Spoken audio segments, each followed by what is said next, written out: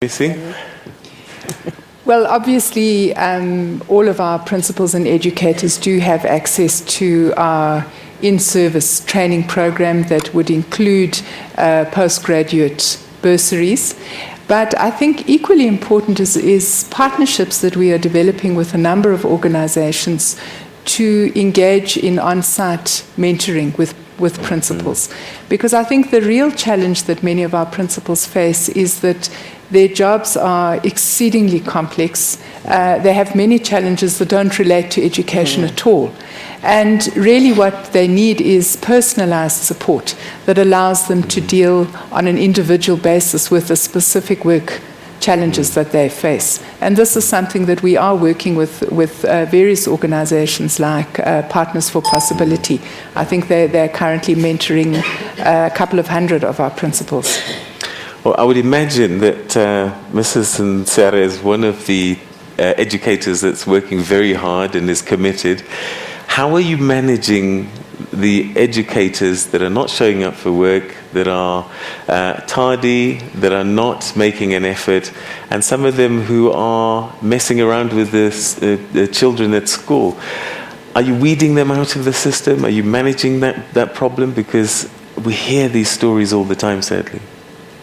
Well, I think you know that we've declared war on late coming. We do run programs in a whole range of schools where we monitor the time of arrival of both learners and educators.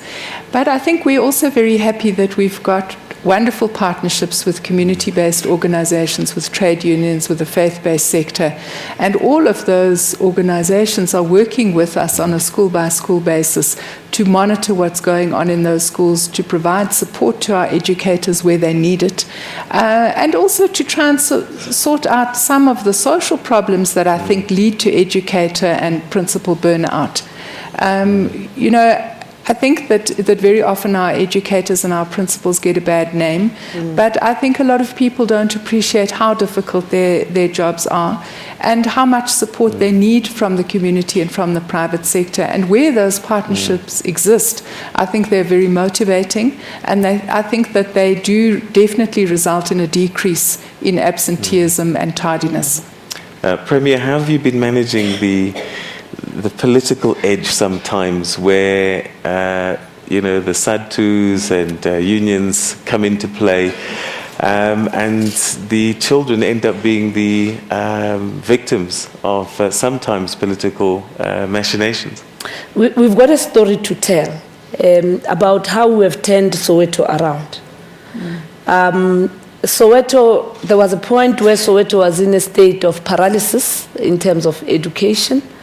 And I had to interact with the MEC, call various stakeholders, including people who have been activists in the education sector in Soweto, and convened an education summit in Soweto. And out of that education summit, we made a commitment, everybody signed the pledge, and I can proudly say Soweto has turned around. Precisely because we went back to Soweto and we said, education is everybody's business. And we've seen organized labor making a commitment. We have seen community leaders making a commitment. We've seen various community-based organizations making a commitment. And we've also been very involved in influencing national government on investing on the educators and in the education system. And as we speak now, many of our schools in Soweto that were problematic schools have actually fared well, including some of the principals. We've got an HOD of the Department of Education, boy. He's old, but his name is Boy. I used to get calls that Boy is threatening people that is going to dismiss them. That once he calls them to his office, they must know that their jobs are on the line. Now when we're issuing the matric results, they were walking proud, those principals in their nice black suits and stuff, and they were saying, thanks for calling us to your office. And I think, again, decisive leadership does pay. All right, okay. let's go to the floor. Nkosi Sipho, where are you? Sipho Nkosi Sipho. If you could stand up so we can find you. Nkosi Sipho is, all right. I think Nkosi Sipho has probably gone to study somewhere. There he is. Oh, there we go. There's Nkosi Sipho. If you could stand up, ask your question. Thanks. Okay, ngithanda ukubonga ukuthola lethuba ukuthi ngikwazi nami ukukhuluma into engiyifilayo.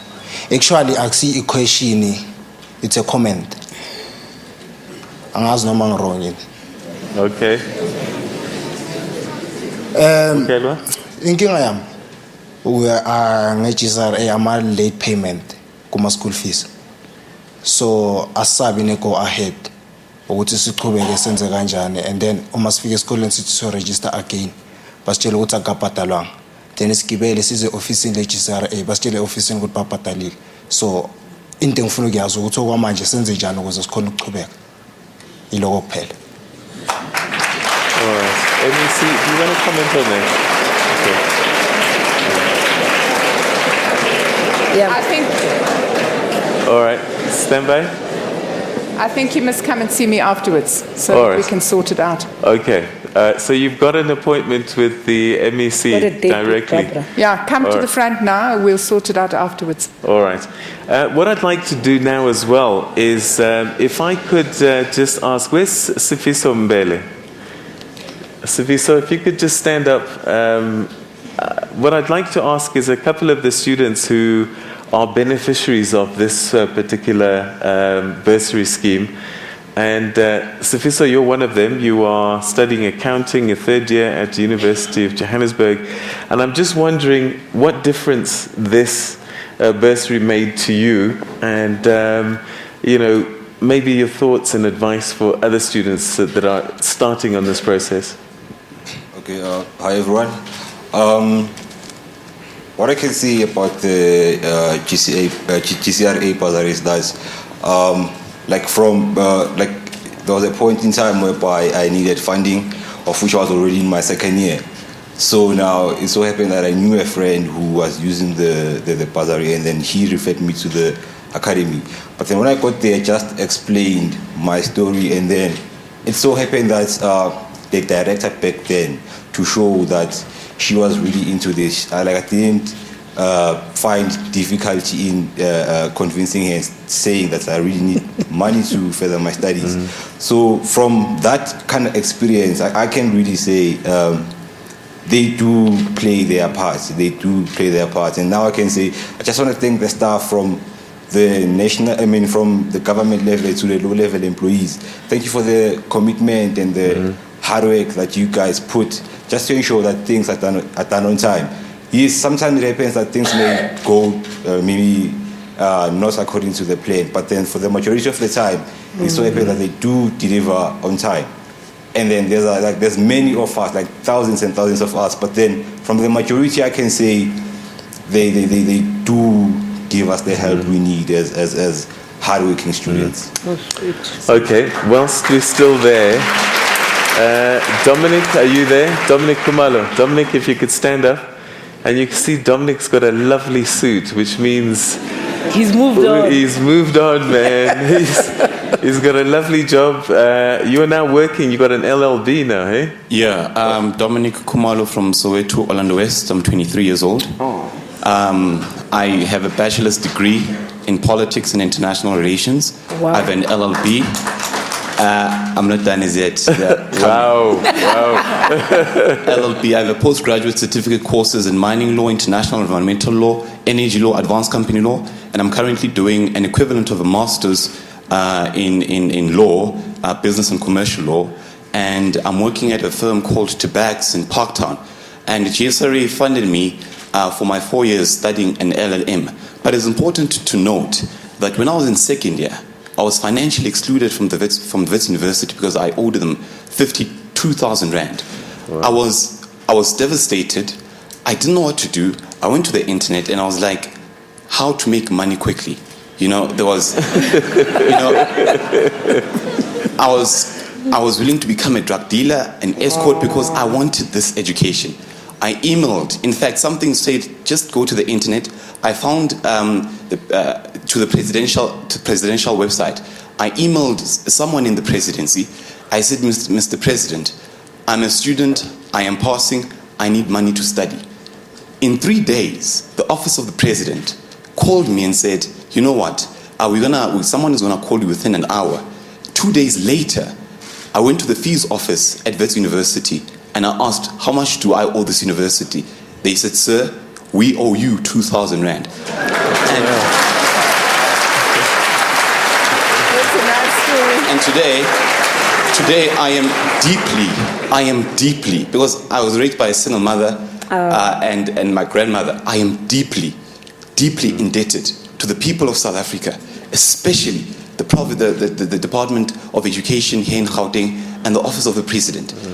To the people of South Africa, I owe my life and everything I have to you. Thank you. All right.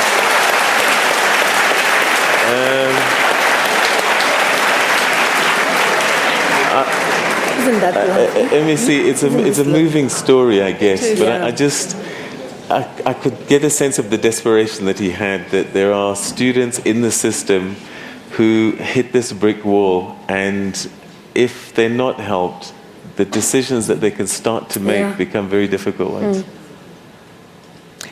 Well, I think we are trying, Yeah. but the reality is that there are more young people who need assistance than we are able to give, and that's why I was making that plea earlier on, just to ordinary citizens and also to the private sector, to say there really are many deserving cases like this young man, many people who will, if they're given that opportunity, tremendously benefit this country. And we just ask you, we have the administrative mechanism to administer the support. We have a queue of young people with 5 distinctions that we can't support. Please come forward. We really can change lives. Okay, all right. Let's go back to the floor again. Kamhelo wa Africa Pele, where are you? Please stand up so we can get a microphone to you. There's Kamhelo there. And if you'd like to ask a question, don't forget, be brief. And you at home as well, a hashtag TNA BizBrief. Also at Morning Live SABC. I know Leanne is busy tracking those, and perhaps we'll cross to her a little bit later on. Yep. To the Premier, Mrs. Nomvula Mokonyane, Barbara Creasy, the MEC of Education, and everyone present, good morning. Firstly, I would like to commend the good work that is done by the Gauteng Department of Education and the Gauteng government, along with the Gauteng City Regional Academy. We thank your efforts in transforming the social landscape of the province. But on a rather sad note, with the news report of a young man who's in primary school in Limpopo who passed away because of the fact that he fell into a pit toilet. I'm from the Vaal, and some of the schools back in my region are not as up to standard as they should be for students to inhabit. So my question is to the MEC, how far are we as a province in ensuring that our schools are safe for learners? I think that's a really important question. And over the past year, we have engaged in maintenance in over 800 of our 2,500 schools in the province. I think we know that the Minister of Education has recently issued national norms and standards. One of the things that we now have to do is to go back to schools and make sure that all schools over a period of time are going to comply with those norms and standards. I think I've been teased a lot for appearing on national television cleaning toilets, but I really would like to make a plea to principals present here today, to parents. Let's get involved in this issue. It's central to the dignity of learners. Sadly, we've seen it's also central to the safety of learners, and it's not something that we can sort out alone, because even when we fix facilities, very often they are vandalized. So we need learners, educators, and their parents to talk about, when we fix things, how can they work together with us to make sure that they're kept in good condition and that they're kept clean. All right. How do we close this gap between the previously disadvantaged schools and the ones that were advantaged? Some have science labs, some don't, that kind of thing. Premier, is it a question of shifting around your provincial budget and giving more because it's a pressing issue, or you just don't have enough money? How long is it going to take before, no matter where you go in Gauteng, you're going to get the same standard of education and facilities? In fact, when I made my opening remarks, I did indicate that we're closing the gap. We're also closing the gap in terms of the infrastructure that we are building. The 17 schools that were opened and the others that are now on the pipeline under construction, all of them are actually multi-purpose development centers. We're not just doing a school with classrooms and when I grew up it was called the staff room. No, the admin block. We're looking at everything, recreational facilities, making sure that you have science laboratories, ensuring that there's safety, there's access control, and most importantly, it is habitable and conducive for everybody. And as a province, whilst the national government has been looking at math schools everywhere, we have taken it out of our budget. The budget of the Department of Education is our second highest budget in the province, and we've got the Department of Infrastructure that also drives the development of the infrastructure in education. What is of importance? We want communities to own up to these facilities. It actually saddens in some of our townships where you find a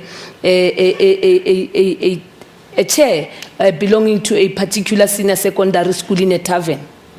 Where are the parents? Where's the SGB? And that, for me, it's about making education everybody's business. Vandalism, it can't be right.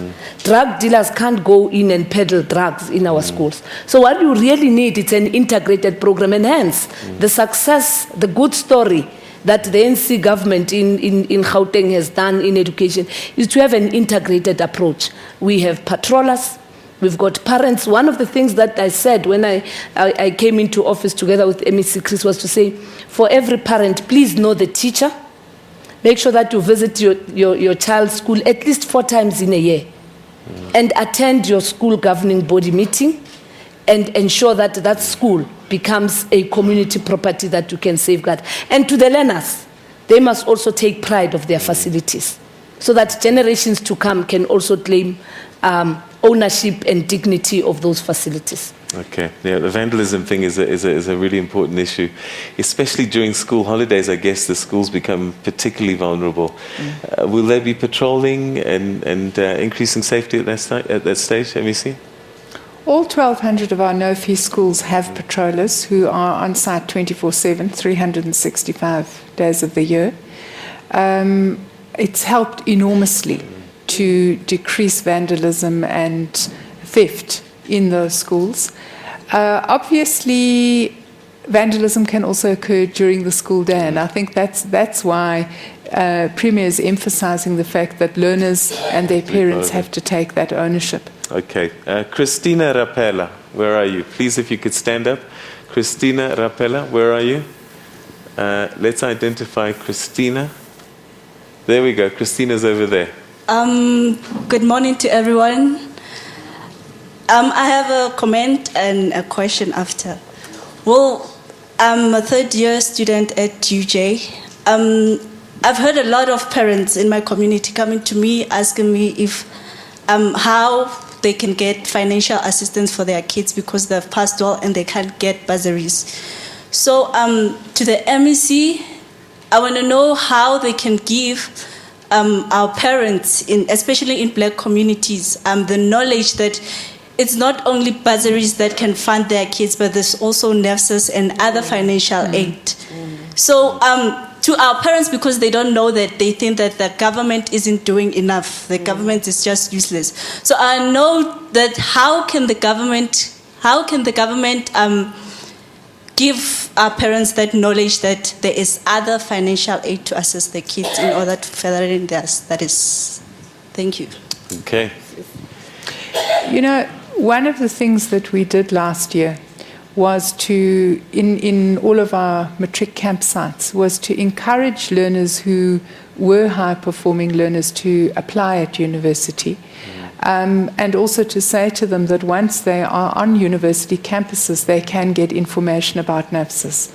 And I think the idea of that was that to deal specifically with the problem that's being raised, that lots of people don't know that, in fact, there is support available from the Department of Higher Education.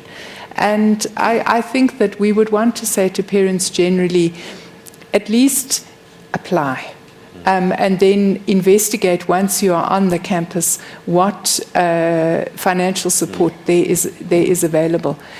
Because if learners don't apply by the middle of the year, when they do get good results, it then becomes very difficult to get them into tertiary education. Okay. The other thing that I may add, government has got Izimbizo, where we reach out to communities. What the Gauteng government does, we do not only go out and hold public meetings, we take government services to the sites. And we would urge parents and communities to come when we have those service delivery information roadshows, so that then they can know timeously the services that government can provide. And what has been good is that we have also partnered with some of our key national departments. We also have the 2 song centers.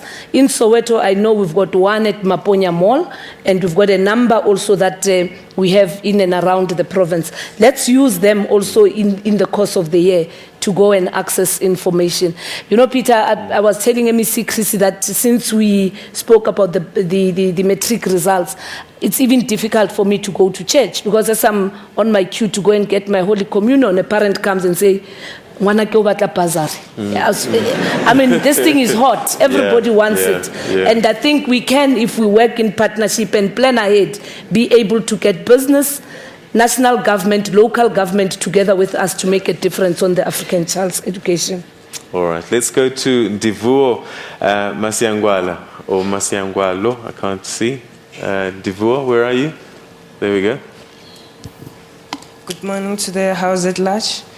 Yes, I'm Divuo Masiangwala, and I would like to know, is there any way in which the department can make sure that we as the people who get the bursaries get the information earlier, so that we know that we need to go register? Because at VETS, registration starts from as early as 11 February, and some people only knew that they have bursaries this past weekend. So is there any way we can get this information quicker?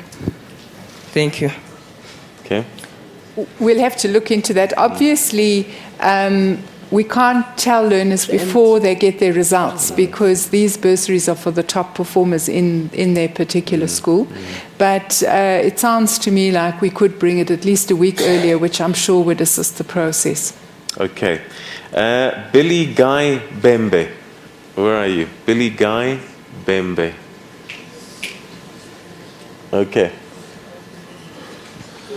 Good day, MEC. Good day to the Premier of Gauteng. My name is Billy Guy Bembe. I'm a young motivational speaker and also founder of an organization called Black Child It's Possible.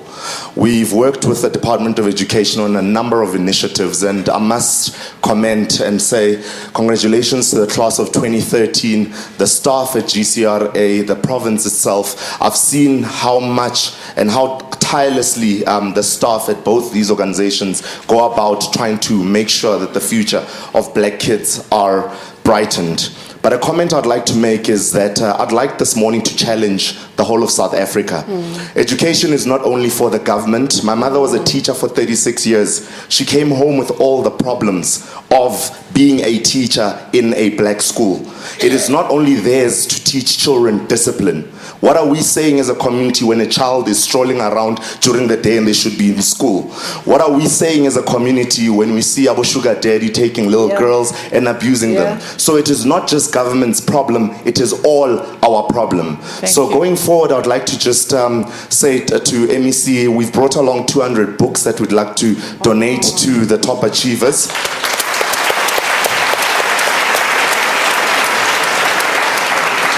It's a book called Inspiration on the Go. And lastly, MEC and Premier, it is often said that people who are right at the top are not easily accessible. And I'm one person who tells the young people that we speak to every day that do not be afraid to go and speak to the CEO, to the minister, or to the president. So I would love at this platform to ask for the possibility to sit with you and share some of the great ideas we have.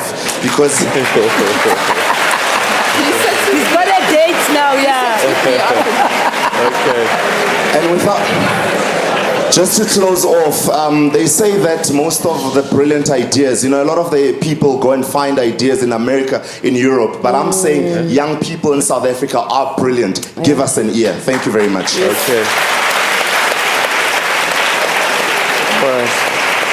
So I guess this story about sharing the problem, private sector coming to the party, as you said in your speech, you were talking about don't be ready for them, give them jobs, employ help, wealthier parents, chip in, educate somebody at university. It's a collective thing that we can do together, I guess. It is.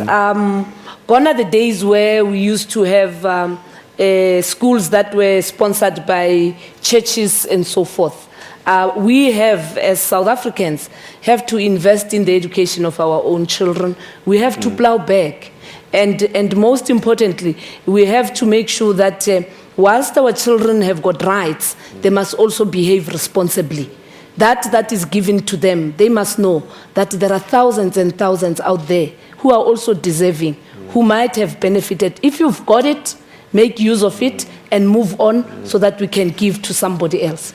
All right, this whole sugar daddy thing. Yeah.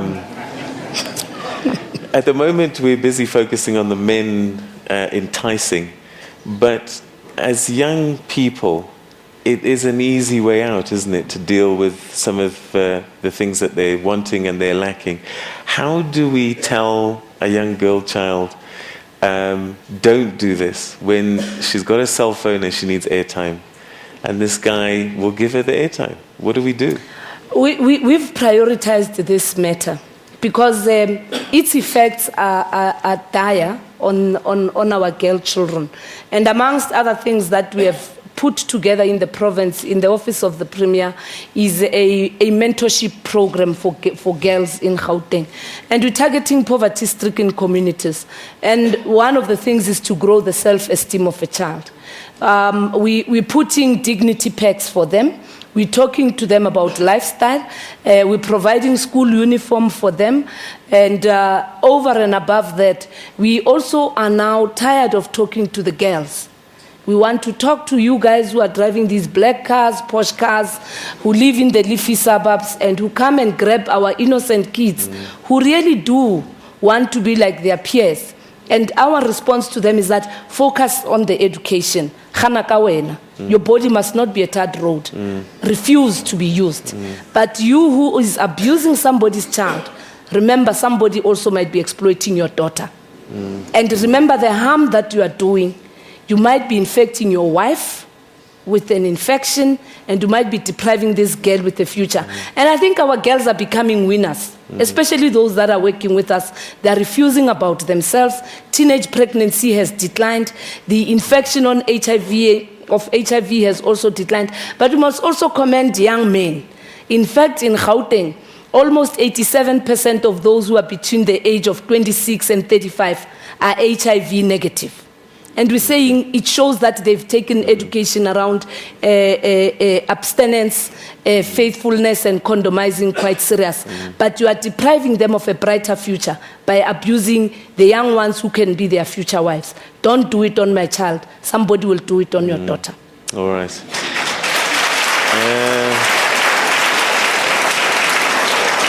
MEC, one issue that's been reported on recently, and I'm not sure if it's happening in Gauteng, these no fee-paying schools, there are principals and teachers that are asking for donations. Is that something that's happening, and how are we managing that? Well, I think what's exciting is that the Minister is going to be tabling regulations that will control donations in no-fee schools. And one doesn't want to say that the idea that parents can contribute to their children's education is a bad thing. I think it's a good thing. But the real importance is to make sure, first of all, that it's not compulsory, it's not used as a barrier to access to education, and of course it mustn't be abused. It shouldn't be going into the pocket. It should be going into a genuine project in the school. And of course, we will deal with reports of corruption, and we do deal with those quite severely and harshly. We've disbanded governing bodies where they've been involved in that kind of activity. But once again, it's a societal responsibility. You know what's going on in your community. You are the eyes and ears in your community. Help us to prevent this kind of abuse from happening. All right. Duma Kali, where are you? Duma Kali. Yes, Duma. He's not the matric. You're not a matric, Duma. Thanks very much to the MEC and to the Premier. I am a matric. I'm actually the top school governing body chairperson in Gauteng. Wow. And I volunteered at the schools to teach maths and science. Wow. From there, I just found that we are short of maths and science teachers. Thank you for GCRA for awarding me a bursary to go and study at the university. I went to study at the University of Johannesburg to study education, measuring with maths and science.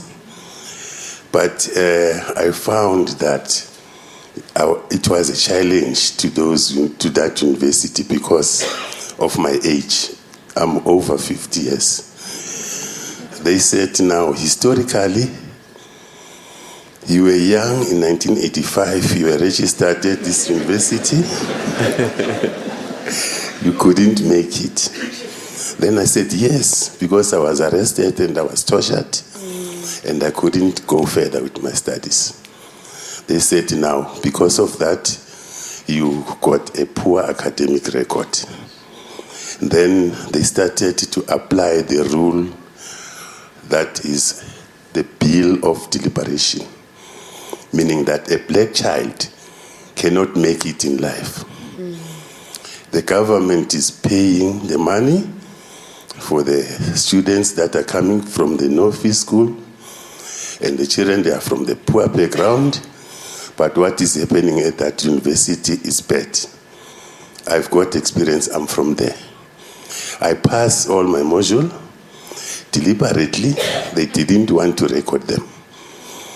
Then they said, you have failed, you've got F7. Because I'm a fighter, I'm a student of 76, I fought. I go to the SRC, I talk to them. I said, this is happening to all the students. Are the parents aware of this? Is the government aware of what is happening? They said, there's a lot of money in the government. Go to FET. I said, when I passed matric, I was the top student. I was on the newspapers. I still got the newspapers.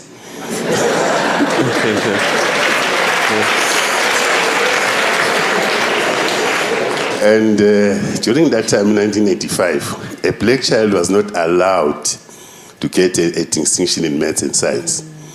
I got a distinction in maths and science, but they said no. They called me in Pretoria. All right. I'm going to need to hurry you up a little bit with your story. It's a lovely, yes. fascinating one. Yes. Now what happened is I lost my bursary at GCRA because they failed me. But later they actually added those marks, then I passed, but I was already out. Now I went to Wits University to challenge them that I'm not a poor academic student. And then at Wits I passed everything. I didn't have bursary last year. I slept in the library, in the labs, but I made it. Okay. I talked to Kwede Mantashe, our General Secretary. He said, you are living a risky life. I said, I will make it. I want to show the young people that if you are from a poor background and you want something, you work for it. All right. Thank you very much indeed for that inspiring story. Thank you. Thank you so much.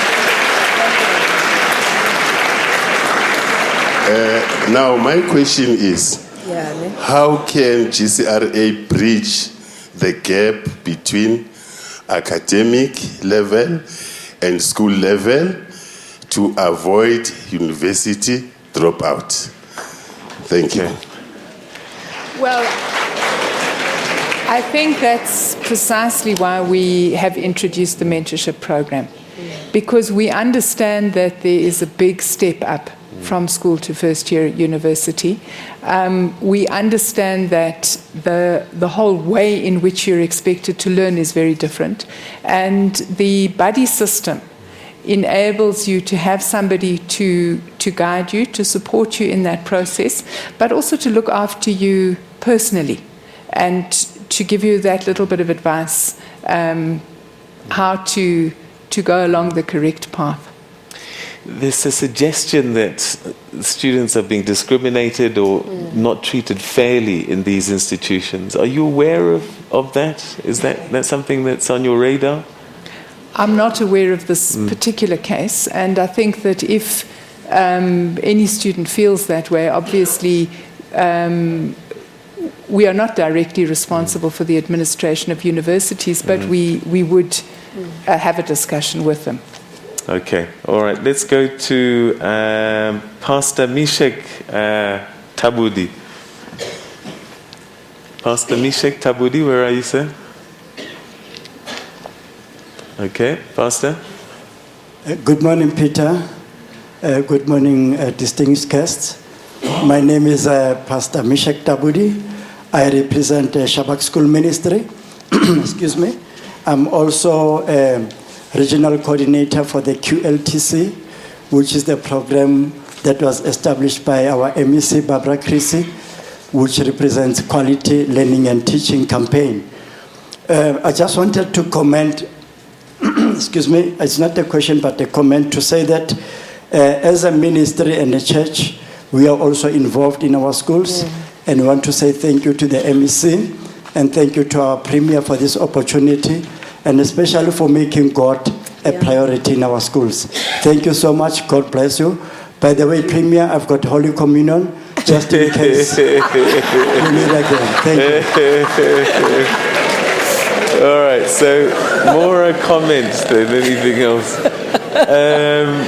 Okay, here's an interesting question here. Is that Kamwa Mwakade? Kamwa Mwakade, where are you? Please stand up, Kamwa. Oh, there we go. All right. A microphone is coming to you. Take off the head. He's got an interesting question about in-service. Yes. Kamwa. Okay. Just say your name and where you're from. Kamva Mvagat, I'm from the Val. Kamva, okay. Kamva, yeah. Okay. Yeah, I'm doing chemical engineering at the Val University of Technology, and I've witnessed a lot of students who struggle to get an in-service training. So my question is, what is it that the GCRA bursary can do to help bursary holders get an in-service training so that they can get their diplomas? Okay, so that's another leg, isn't it? You know, we do offer internship. I think Premier spoke in her input last year. We picked up 3,000 young people who'd completed their academic training but needed internships. So that's something else that we're working on. Again, government cannot be providing internships in the construction sector, in the civil engineering sector, and that's where we need the private sector to come on board and offer those internships. And we have a database of graduates that we can supply to fulfill those particular positions. Okay. Sabelo Makaya. Sabelo Makaya. Where are you? Oh, is that you standing there? There we go. Sanibona nonke. Bonga for the opportunity le ngitholile. Ngithanda ukubonga ku GCRA for ukuthi ngifundile for 3 years.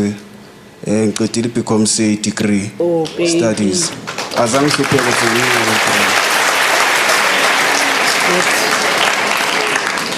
ngakaze ngahlupheka since ngiyisebenzisa for 3 years. Oh baby. Ngicela ukubuza ukuthi 14 abanye abantu esikuthi safuna ukuqhubeka sifunde ukuthi ngibe part of icycle. Kumele ngenze honors postgraduate studies. Is it still possible? If he can be part of psych and do his honors. Yeah, so he's asking about postgraduate studies. He's done his first degree in accounting. Will you be able to fund postgraduate study through this bursary scheme? I'm not going to commit on air. I need to look into the case. All right, but that is something that's on the radar because especially for him to become a CA, he's got to get his CTA. Yes. And so the first year is great, but this is probably the most important one. We do also have partnerships with a number of accounting firms and also with the Chartered Accountant Institute. And I think that we need to look at the particular case in the light of those partnerships. Okay. Molotsi Matsumi. This is a question that comes up quite a bit. Molotsi is right here at the front. Right here at the front is Molotsi. If we can get a microphone right here in front of me. There we go. Thank you, morning, ladies and gentlemen. I'm Molutu Mutsumi. I'm a teacher at a farm school at the outskirts of Krugersdorp. Now, the challenge that we are having at our school is this: that now I've been in that school for more than 4 months without photo machine working. Now, when you go to the district to let them to assist you, they'll say the very same stories that the machine is not working. When you call the service provider, they'll be saying to us, they are still awaiting for them to be paid. Now, I'm asking to the MEC, why is the department taking so long to pay the service provider so that it can ease our work, so that we can produce quality learning? Thank you. Okay. Yeah, your employer is sitting right in front of you. He must account. His name's Gauteng City. Can we get an answer, please? Yeah, you've got an appointment, Mr. Ngobeni. All right, Mr. Ngobeni, if you could stand up, say your name, your responsibility, and what you're going to do about this problem. Thanks. I'm Boy Ngobeni, head of department. He's a member of my staff. There are protocols in the department. He has an appointment. All right, no, but generally, what do we do? Because he may not be there. There's a teacher out somewhere else, who needs a and he needs his photocopier fixed or a new one, and suppliers are saying, we're not fixing this thing until you pay us. Do we still have a problem paying our suppliers?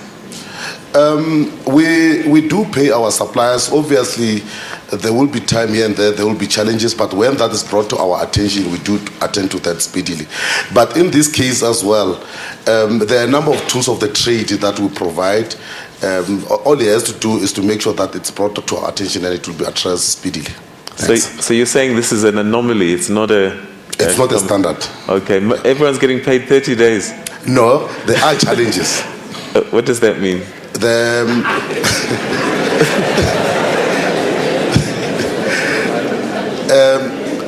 There are challenges where in certain instances you find there will be processes that takes longer, but in most cases our payments will definitely be done within a space of 60 days. 60 days? Yes. And so in most cases... That's a term at school. No.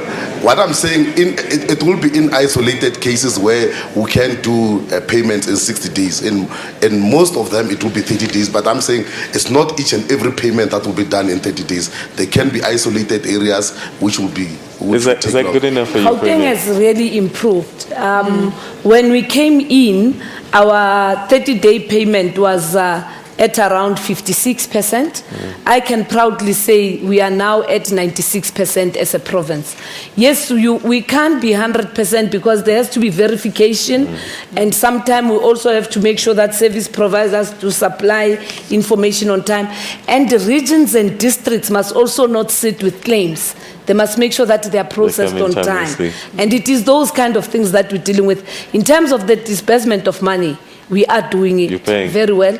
We have done it properly. And I'm sure for departments like education and health, these are huge institutions and there's a lot of a chain that goes through. Make sure wherever you have a service provider, you submit your claims on time and to make sure that they complete whatever that has to be submitted timelessly.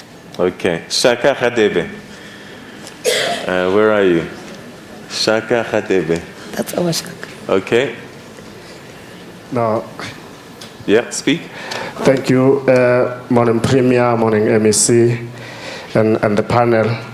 Mine are just two comments. The first one is that I don't think that as Gauteng, a province, we should actually be hard on ourselves, albeit that we did not take the top spot in terms of the results.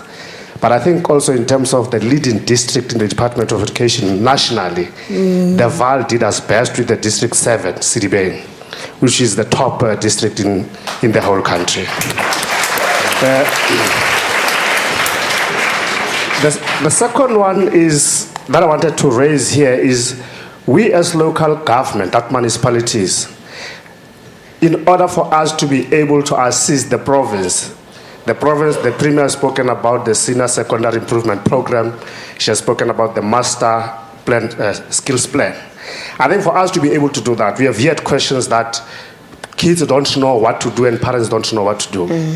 Local municipalities, let's open up our libraries for a week as an open week libraries to be able to do career guidance. That's why we would like to have the institutions of higher learning coming up, private sector coming up, and other individuals and the departments coming up to give us information so that we are able for the whole week, because municipalities and the kids are accessing the libraries. Municipalities are responsible, but kids accessing the libraries. Let's use like universities. During the vacation period, you have the whole week or two of vocational guidance for those who are about to complete their studies. Those are my two comments. Thank you. Great. Thank you very much indeed. I'd like to come back to the front here where we've got students who are recipients of these bursaries. Terry-Ann Simelani, where are you? Terry-Ann, if you could stand up. What I want to know from you, MEC Creasy has talked about mentorship that's coming through.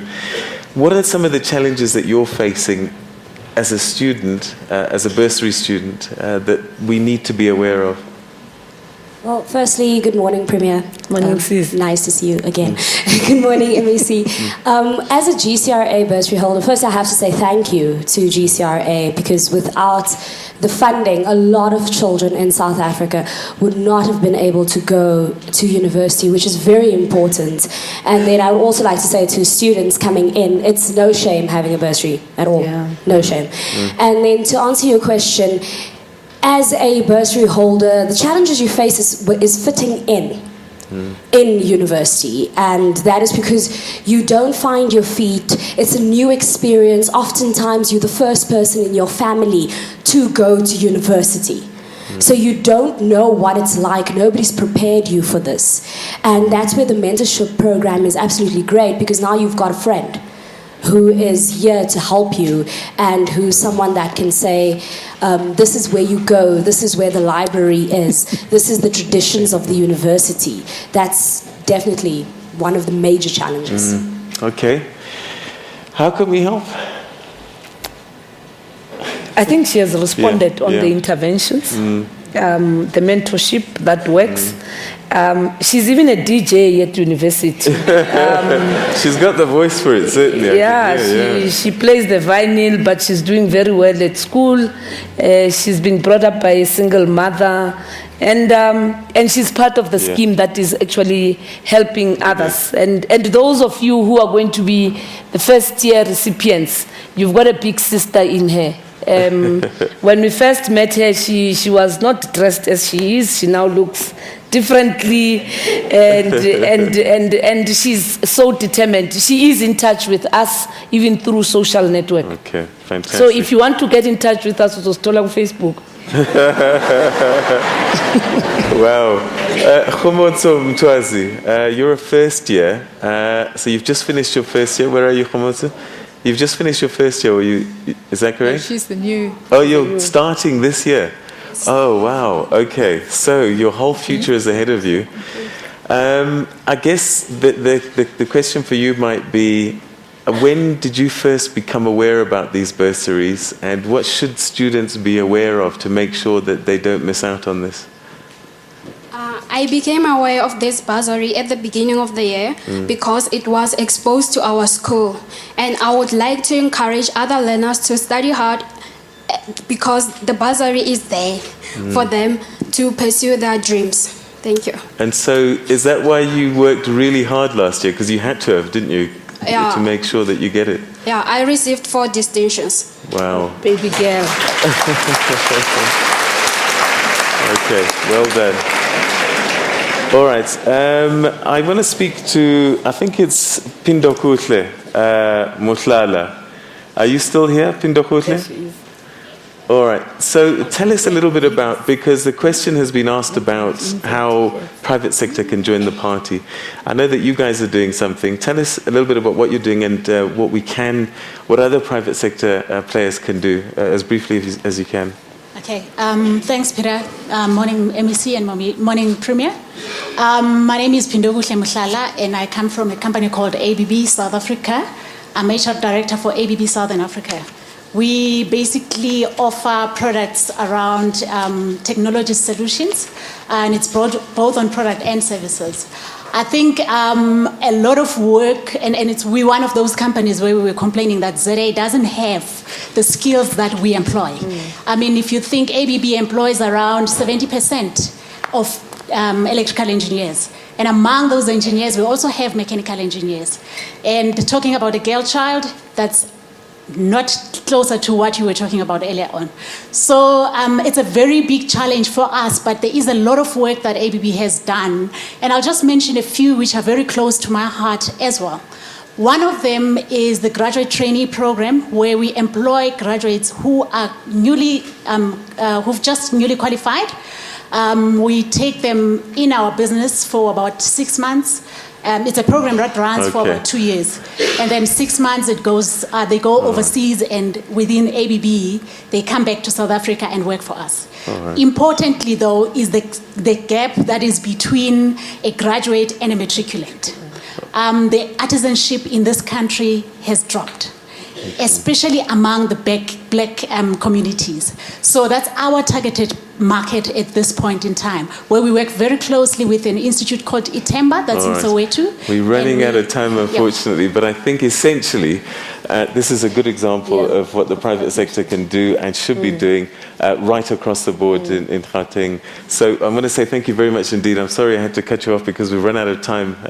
The program waits for no person. Very brief comments, just final thoughts that you can share with us. Let's start with you, MEC, and then the Premier. Well, I think firstly just a message to all of our bursary recipients today. You've heard that first-year university is not easy. I think all of us who've been to university had that experience. You're not alone. There's not something wrong with you. You've made it this far. Hang in there. We will support you, and the very, very best of luck for your future. You will be victorious. Premier, 30 seconds. To our leaders and our educators in Gauteng, you've got a parent in the Gauteng government. The NC policies have made this provincial government to be what it is. You are beneficiaries of a caring government. Those of you who are recipients of our bursaries, go and make a difference. And remember, there's a mother, and we have 2 mothers and your mom, in me and the MEC. But remember, it takes a village to raise a child. You're not alone. Ladies and gentlemen, the Premier of Gauteng, Nomvula Mokonyane, and the MEC for Education, Barbara Creasy, thank you very much indeed for being with us today. And thank you for the bursaries that these kids have got and that you've changed their lives. Thank you so much. A big hand for them, ladies and gentlemen. And for you at home, thank you very much indeed for joining us and being part of this audience. But just to let you know, on Thursday the 30th, if you're going to vote, if you think this government is caring and you want to bring them back, 30th, we're going to be having conversation with IEC Chair Pansi Tlakula. Tune in for that, book a table and be part of that conversation. From us though, have a great day everybody. Bye-bye.